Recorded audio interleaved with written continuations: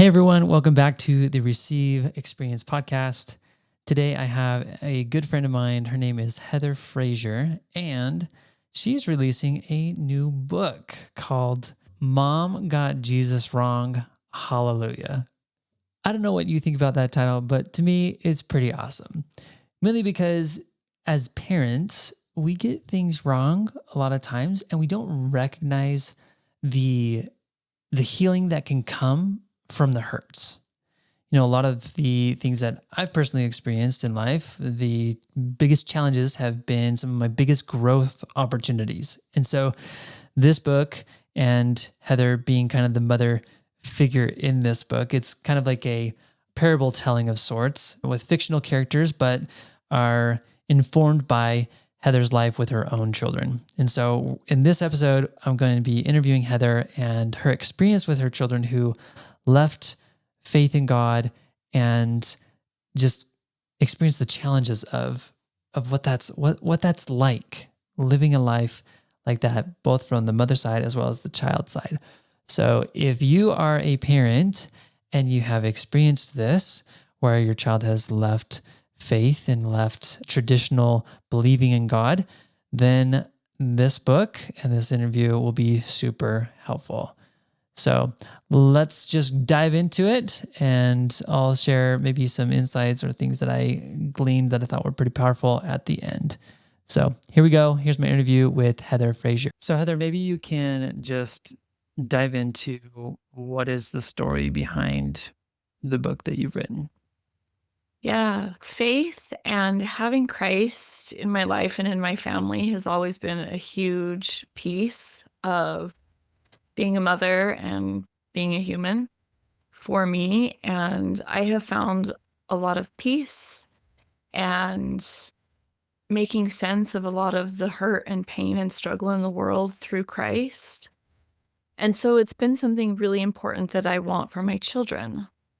When my oldest was 13, she's now 24. She told me that she didn't think God existed and she just wasn't sure about things. And I understand that that's totally normal as kids grow up. They want to differentiate from their parents and kind of find answers and seek for things on their own. And so this wasn't super concerning. It was more an invitation to really show her how she can see Christ in her life and have prayerful, meaningful experiences. But as the years went by, it became readily apparent that that was ineffective. Like, what did you do? Because was there Yeah. a moment where you're just like, okay, we need to start helping her experience God a little bit more? And then you Yeah. tried Having more things? conversations, talking Just, okay. about if you can feel God's love and trying to create situations where that could be more readily available. Yeah. Whether that's making sure that we are reading the scriptures or having family prayer or creating experiences to see artwork about Christ or listen to music being performed or any of those types of things, right? But that didn't work. No. Oh, Yeah. okay. And she doubled down and was like, I've never felt the Spirit in my life. I've never felt God's love. Wow. Now looking back, she was making a lot of choices that we were unaware of that I think probably didn't help her to feel God's love in media that she would consume and habits that she was forming. And then our son, who's just a couple years younger than her, he's super smart. Sometimes people are a little too smart. And he decided that being agnostic was probably the best fit because you can't prove that God exists, but you also can't prove that he doesn't exist. And so I was in a world of hurt as a mom because I wanted my kids to have these things and they didn't want them. And we all know once we've had enough decades under our belt that hardship comes a calling. And they had never really experienced any hardship. And I wanted them to have that foundation of prayer. And I just would beat myself up. Like, what did I do wrong? I wasn't consistent enough. I wasn't good enough. And then, of course, I found coaching, and that was a huge improvement. And then it was probably in like 2019, 2020 that God started tapping me on the shoulder to write a book. Okay. And I was like, no, God, I read books. Yeah. I don't see myself as, or I didn't, as any kind of guru, leader, spiritual giant to write a book. And I just was like, haha, you're so funny. Like, that's cute, but no. And God is so patient. And so in my moments of pondering, he would be like, oh, and you can put this in your book. Oh, and here's the story arc of your book. Right. This person should be a character in your book. I started writing down all of my struggles and things that I had brought to God, hard questions and hard dissonance of how does this add up with your gospel? Because this doesn't seem awesome. Right. He would give me answers and I would write these down.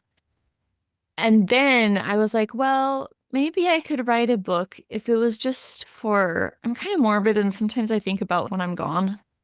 My kids might miss me, so maybe they'll pick up my book. When my daughter and son are 60, maybe they'll be ready Yeah. to see Christ as somebody that could actually help them and love them and see his presence in their life. And so I was like, okay, fine. So in 2023, I sat down and I wrote my book, and it was really cathartic.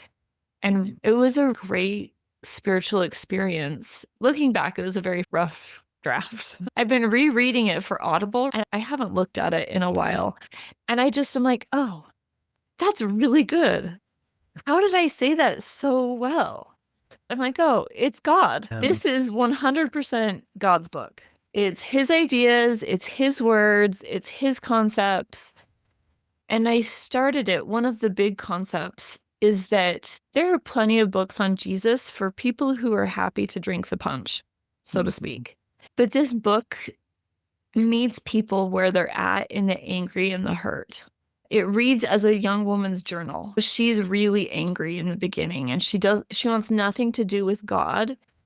The book is set up as a metaphor or a parable where her mother embodies the harms that can happen in organized religion, and her brother is patriarchy. And of course, there's a Christ figure and some righteous examples of working through these things as like her guides, her Obi-Wans or whatever, right? That can kind of guide her, mentor her on her journey. Right. But I think that this book is really unique in that she has a full turnabout and walks you through all of those steps, how she reconciles things like racism and patriarchy and abuse. And she finds Christ in spite of all the gunk that we do to each other here. So I have to ask, where's your daughter at now? Like, For a where's long her faith? time, Yeah. yeah. Oh, no, there's nothing there. There's nothing there. And same with my son. I've got two younger girls that are in high school right now. We'll see where they end up. Right now, they're fine to participate in faith-building activities, which is great. But the thing that really changed when I was able to drop all of my guilt and shame and just love myself and her and my son like Christ does, because he still loves them. Like, he doesn't love people who like him just a little bit more. Right. Just loves all of us. They were able to drop a lot of their resentment and animosity towards us for having pushed our faith on them, which was their perspective. Yeah. Which is a valid perspective. I can see how I did that.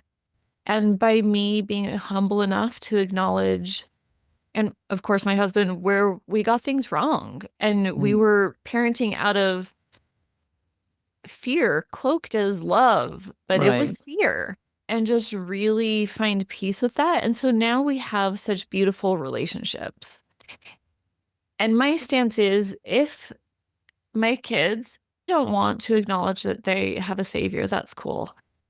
But they're going to feel his love through me. And there's no stopping that. Yeah. So would you say that your efforts to help your daughter accept Christ throughout those teenage years, like the reason why, like why was it not effective? Because you'd think that like bringing them into environments where they could feel and experience God would help. Yeah. My son has never said that, but he also is very multifaceted in his thinking. My daughter's very black and white. This or Okay. that, all or nothing.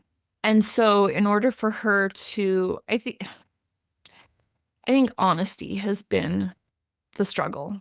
Honesty with Mm. herself and us in what she was dealing with. Yeah. Like as she became an adult, she would tell me things like, "Oh, yeah, I used to cut. I used to consume unhelpful things, whether that's physically or visually." She wasn't honest with us, and she wasn't and she very much strives to be independent, and I don't need anyone. I know she's had spiritual experiences Yeah. because I was there with her, but she's not ready to be like, "Okay, yeah." And that's okay. One day we were talking and she said, "I have every right to be angry." And I said, "That's fine. You can be angry as long as you like, but we need to be honest with who it's affecting. It's not affecting your church leaders that were unkind and judgmental. It's not affecting, you know, the church as a whole. It's affecting you." And I understand that that feels safer and you're not ready to give up that anger.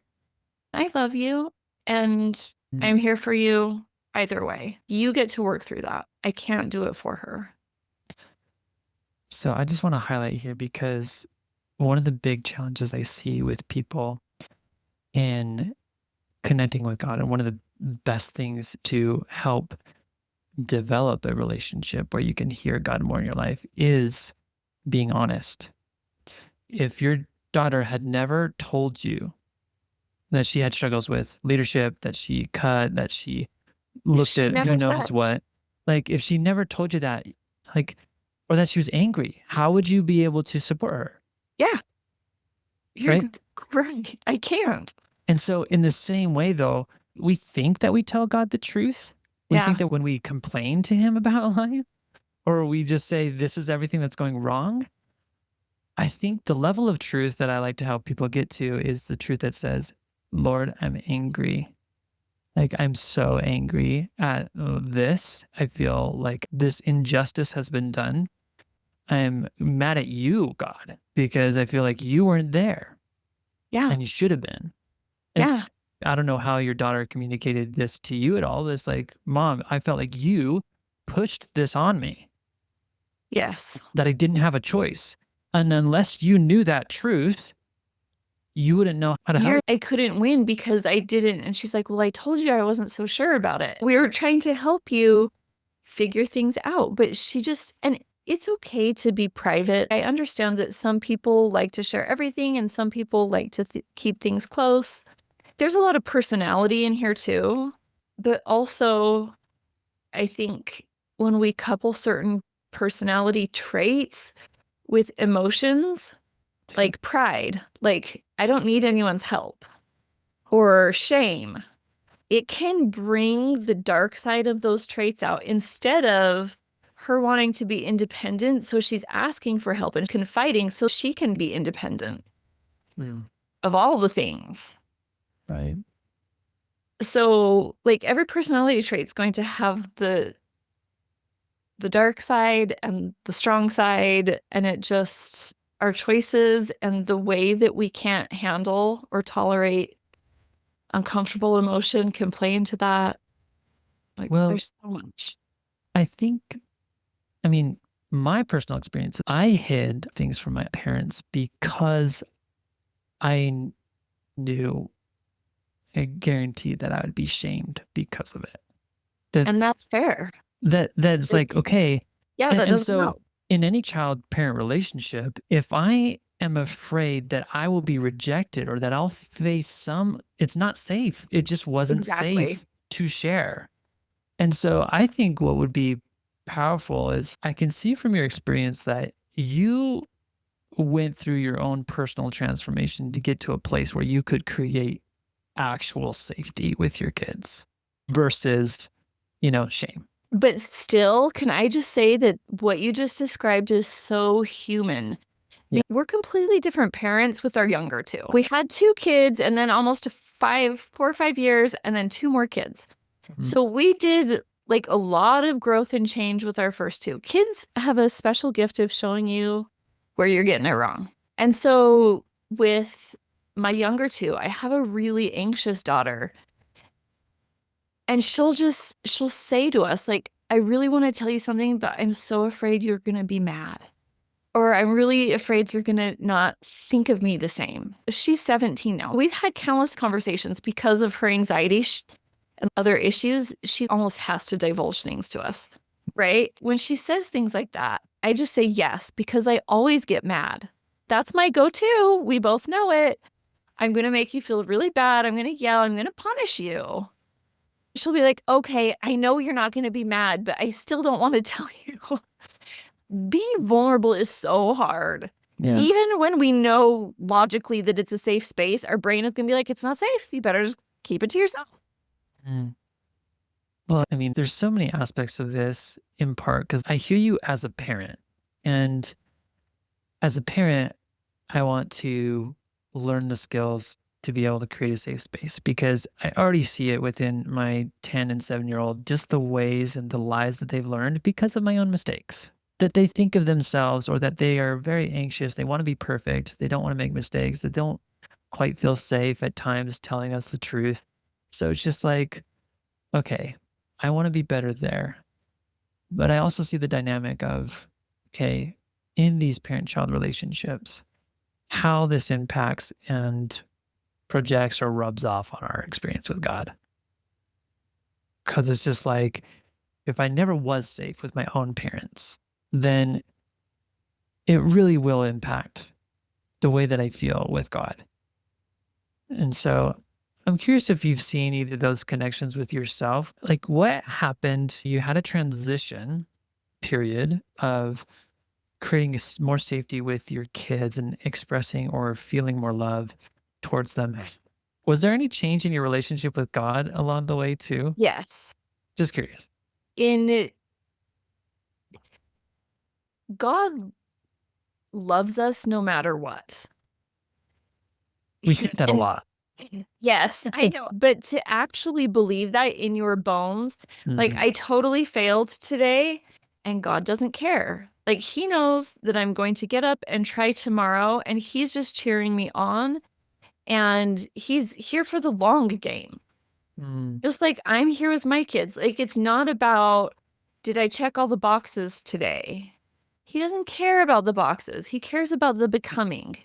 Who am I becoming? And we all know that becoming is a really messy process. If we've seen our children try to learn to speak, they put their arms out and they say, hold me, hold me. I want you to hold me. Yeah. Or I want to hold you. But they just say what we repeated to them, which is hold me. Like, do you want me? And so they're going to get goose eggs or, learning a new sport. They're Yep. going to have some good days and some bad days or any of the things that we try. It's not this perfect little slope of linear up and up. It's Right. like kind of all over the place. But if we're looking at the big picture, if there's consistent effort, it's going to go up. And God still loves us no matter what. Yeah. Like even the person who is a vegetable and it's interesting. So I work with the youth in our congregation and I love asking them, what makes you good or what makes you valuable? Mm. And a lot of them are like, our potential, our accomplishments or whatever. And then I'll say, what about the person who has blighted potential? Are they worth as much as somebody that's an Olympic athlete? And they're like, oh, you got me on that. Even the infant that dies as 1 day old and did nothing on this earth except maybe ring up some medical bills, just as valuable. as the person who lived a full life and served their whole life, when I could really feel that, yeah, God knows that I didn't do a perfect job with my kids.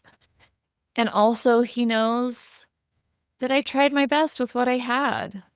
The circumstances of our life, where my spiritual maturity was and emotional development. I love the parable of the widow's mite because she gave very little, but she gave all that she had. And so, like with my clients, they'll be like, I failed so hard today. Like we had drive-through dinner or cold cereal dinner. I lost my cool. The dishes are piled up and I forgot to take my kid's soccer uniform to get cleaned. And it's like, okay, so you were running on what percent capacity? And they're like 10%.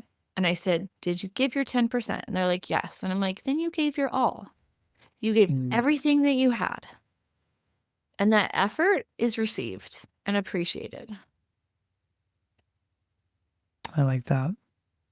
So when I could get to that point, then I could see my kids so much different and their actions and their choices and understand why they made those choices. And that, again, looking at the long game, it wasn't the end of the world. And that me loving them and being that Christ figure in their life while they don't want to see Christ is perfect. I'm curious, maybe what other tools or principles do you feel were the most powerful in the book that you wrote?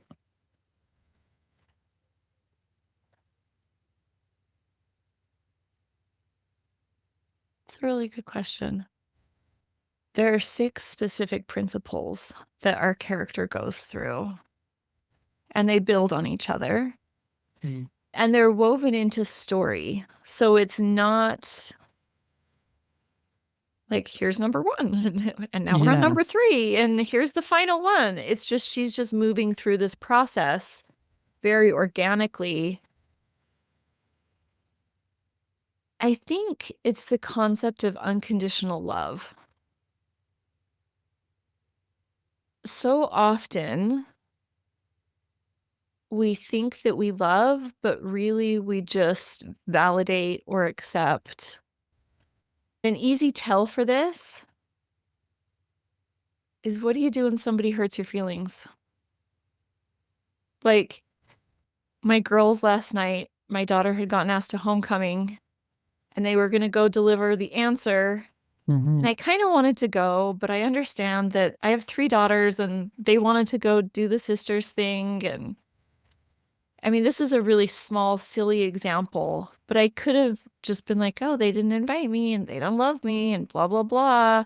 And maybe I feel back cold to them because they didn't include me.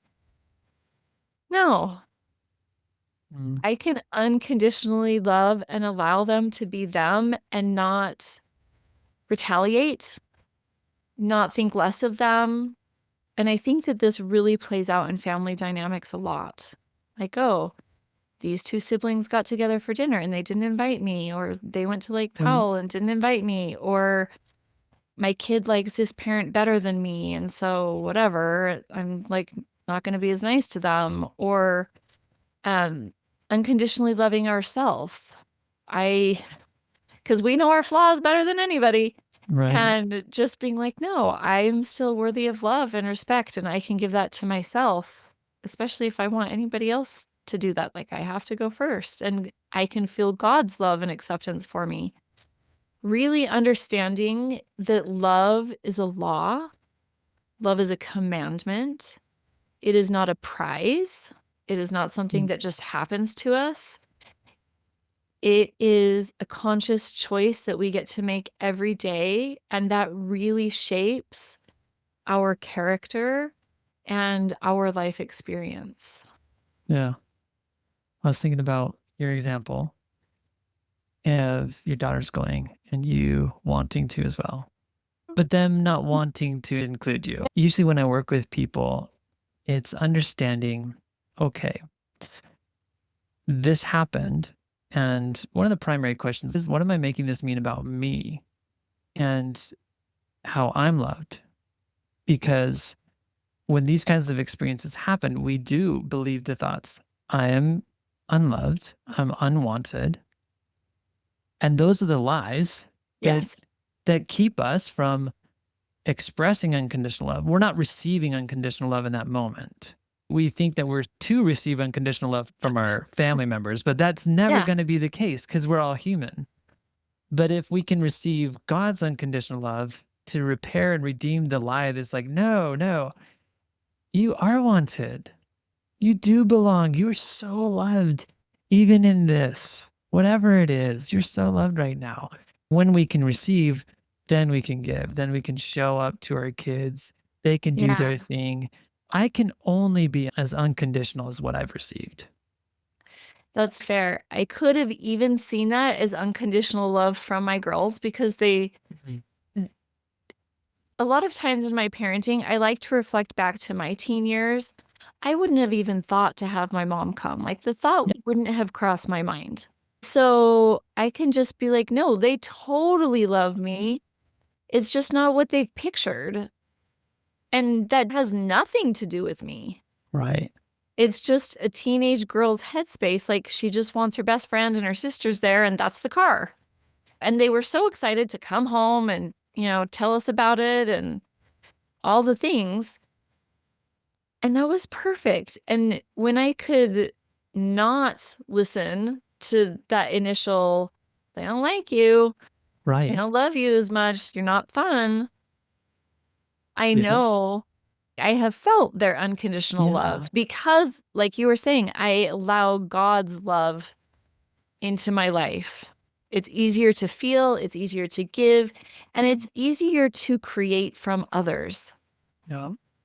because ultimately, people can say, I unconditionally love you. And you may or may not believe that, but what actually feels really good is just to tell yourself, my spouse unconditionally loves me. My children unconditionally love me. And then when they do something incongruent with that, you could just be like this, that makes sense because I probably didn't even cross their mind. It wouldn't have crossed my mind at that age. Or they're reacting from their nervous system. It's not about me. That Mm, just triggered something and they're upset and they don't know how to deal with that. But I know that they love me. yeah. The way I see this is you and I both know that our brains are just really good at creating stories. In the example you gave, your daughters aren't even thinking about that. There was nothing malicious. Yeah. Our brain just makes up the story that they deliberately chose not to Yeah. include Or that us. it means something. That they're not including me means they don't support me or, whatever the Yeah. story is. But I believe that since we are created in the likeness and the image of God, at our core is unconditional love. Yeah. I agree. At our core is unconditional love. Think of this book that I was reading. It's about parenting. She has a great TED talk, but I think it's called Good Inside. She talks about how everyone's good inside. Yep. But the way that you're talking about this is like, oh, if my kids are screaming at me, because I'm at the stage where I've got younger kids, they literally, developmentally, cannot manage their own emotions. They're just exploding out of them.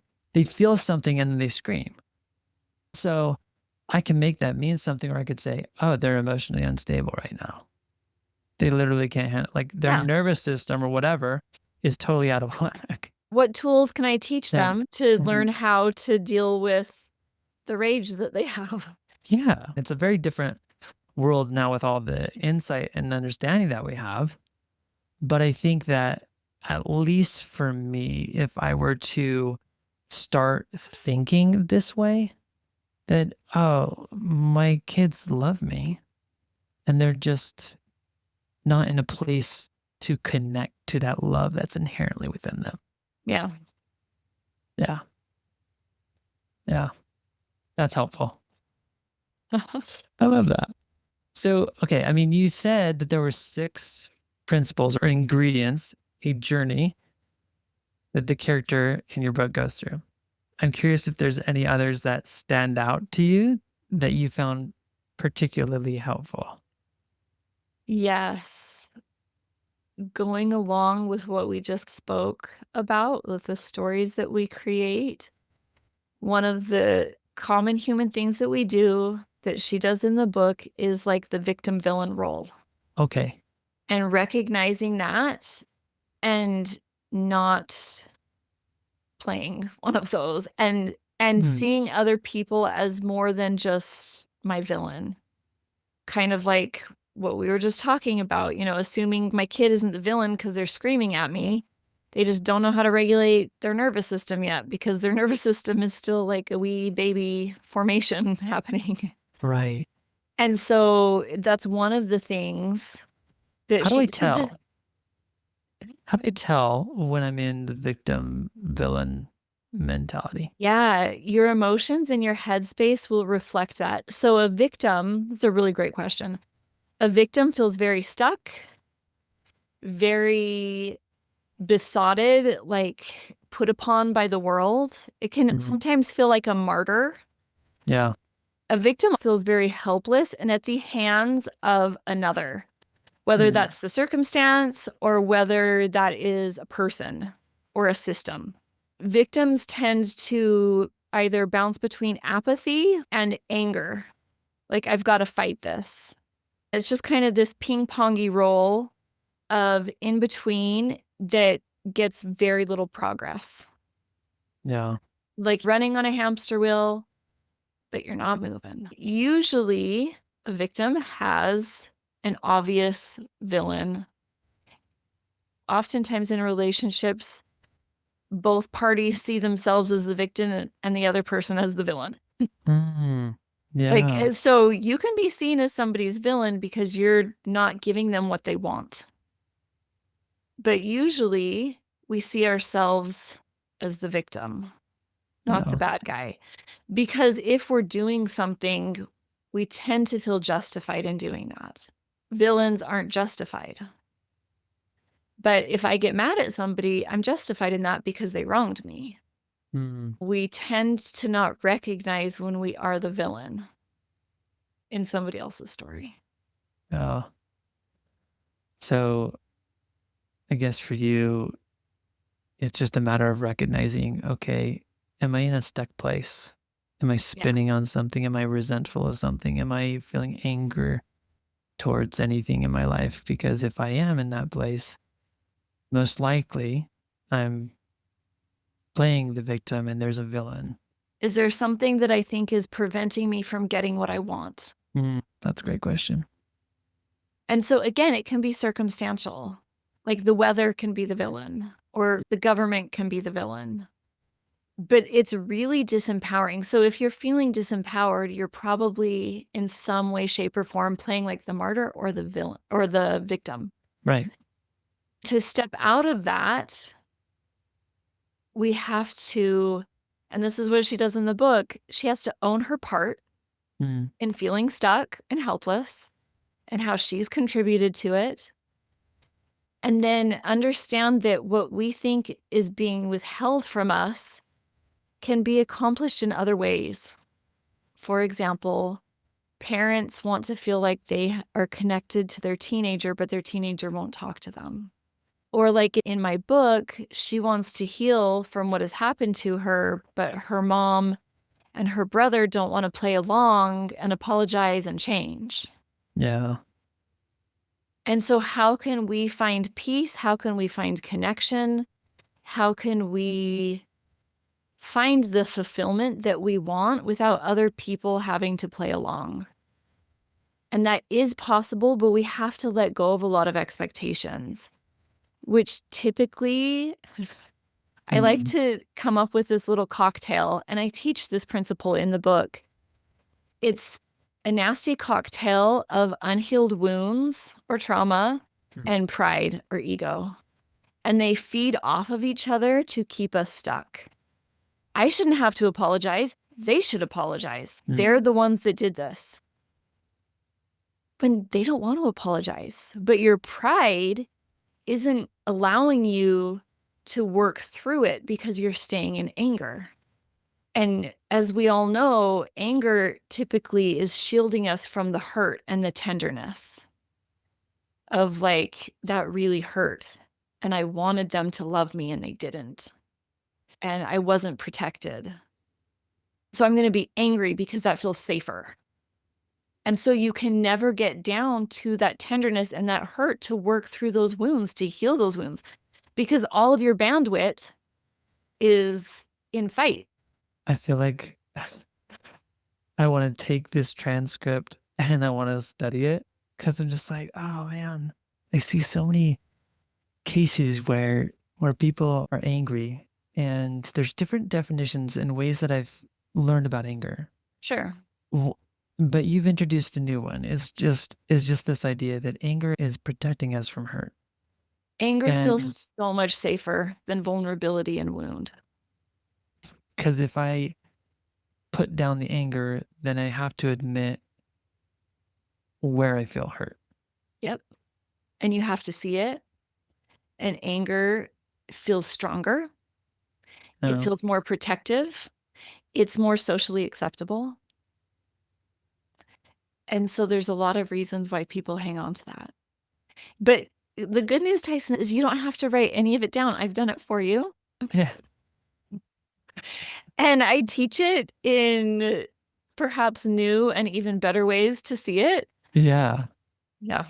That's awesome. Well, maybe you can share just where you would send people if they want to dive into this, because obviously even a 40-minute podcast can't do it justice. And Yeah. so, and if people really resonate with your story and your experience, I just recommend people to work with those who've been through it and know the process or how to handle those moments. So where would you Yeah. send people? Yes. Anywhere, any book retailers, Amazon, Target, Barnes and Noble, Bookshop. On my website, heatherfrazier.com, I have links to all the Mhm. different vendors. And I have some amazing bonuses, Tyson, until November. My book publishes the end of October. The bonuses run through October. I've got a playlist. I've got a book guide so that if you are into book clubs or you want a Mm. study guide for the book, a private Facebook group that is a safe space for you to say, hey, in Bible study today or Sunday school, this thing happened and it's just not setting well with me. Mm. What's everybody's take on this? I have a behind the scenes interview. So if you've enjoyed this, I spill all kinds of tea because tragically, like 90% of the shenanigans, the abuse and the patriarchy and like all the ugly that happens to her has happened to Right. either me or somebody that I know personally. So I spill the backstory on a lot of the narrative in here. Okay. Like it's pretty juicy. Yeah. And so there's 6 total bonuses. I strongly recommend buy the book and then go to heatherfrazier.com and enter in just your order number and your email and you get the bonuses. Easy Right. peasy. Yeah. No, I love it when authors include those kind of bonuses so that people can dive deeper, It's so because fun. it's fun and it's also just helpful. We need community, we need deeper dive to really apply it, because we're all used to listening and learning a lot. It's just not so much applying it. So Yeah. I agree. That's awesome. Anything else that you would share in closing that you feel, and I want you to like sit with this. I want you to like maybe tune in for a moment. It's like, God, is there anything else that you really want me to share right here? Yes. That you are not broken beyond repair. You are not unworthy of love. Everything that we talked about applies to you. It doesn't matter what you've done, what you haven't done. That God sees you. He knows your name. He knows your struggles and he knows your heart. And you're worthy of his love, period. Full stop. Amen. Awesome. Well, thanks for coming on here, Heather. It's been just wonderful Yeah. to catch up and just to just support you on this journey. So cool that you've written this, put this to words in a story that people can resonate with. Yeah. Thank you. Yeah. Awesome. All right. We'll talk to you later, Heather. Hey, thanks for listening to this interview that I did with Heather. One of the things that she mentioned, and that I'll just reiterate here, is that if any of this resonated with you And if you are like me and you want to dig deeper into some of the concepts, it's one thing to be able to listen to a podcast and, even like me, take the transcript, ponder it, reflect on it, put it into AI and have it ask you different questions. You could get a lot from that. But I also know that I personally have been blessed by being coached through things. That if I had a child who left the church and the faith, if I had some of these experiences and I wanted to understand them, I would go to someone. I'd go to someone who has experienced it, someone who has lived through it, someone who understands in the deepest way the pains that you're going through. So I highly encourage you to visit Heather's website. I'll put a link in the description below and you can check out her book. I think you can pre-order it now and get all these bonuses that she mentioned, but I just encourage you to check it out because there's so much that we can learn from each other. And one last thing that you might try and do is just ask the Lord. If you've just been listening to this behind the scenes or whatever you're doing throughout your day, just say, Lord, what is it that you want me to take away from this experience? Just have a moment of reflection, have a moment of pause, listen in, and just notice what the Lord is inviting you to do with that. Or you might just ask him, Lord, is there anything you want me to do based upon what I've learned? And then move forward. And that way you're not just consuming information, you're actively participating in this and you're allowing the Lord to guide you in your next steps. So other than that, you can check out the Receive Academy. As always, it is the place to go if you are wanting to be a part of a community and want to practice the skill of listening to God as much as possible. So thanks for coming and we'll talk to you later. Bye.